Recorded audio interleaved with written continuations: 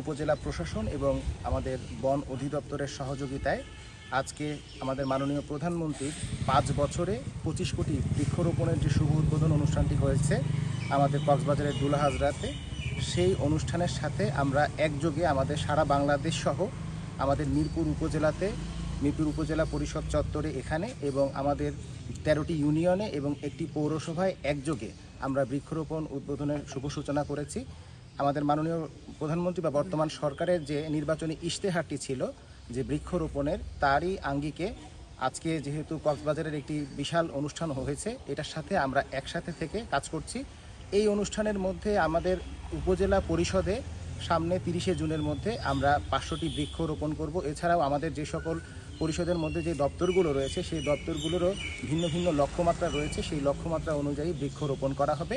আমাদের কুষ্টিয়া জেলার জন্য নির্ধারিত বনজ, ফলজ, ঔষধি এবং শোভাবর্ধনকারী বৃক্ষের তালিকা দেওয়া হয়েছে। সে অনুযায়ী সেই প্রেসক্রিপশন সাথে রেখে উপজেলা প্রশাসন সহ অন্যান্য দপ্তরগুলো বৃক্ষরোপণের কাজটি এগিয়ে নেবে। আচ্ছা স্যার, আরও ধন্যবাদ। তার কারণ হচ্ছে গাছ রোপণ করার থেকে সংরক্ষণ করা বা পরবর্তীতে পরিচর্যা করা এটা আরও গুরুত্বপূর্ণ বিষয়। বন অধিদপ্তর থেকে আমাদের পরিবেশ এবং বন বিষয়ক যে মন্ত্রণালয় থেকে যে নির্দেশনাগুলো রয়েছে তার মধ্যে শুধু বৃক্ষরোপণ নয়, বরং বৃক্ষরোপণ পরবর্তী এর সংরক্ষণ এবং এর পরিচর্যাকরণের জন্য বিশেষ ব্যবস্থাটি নেওয়া হয়েছে।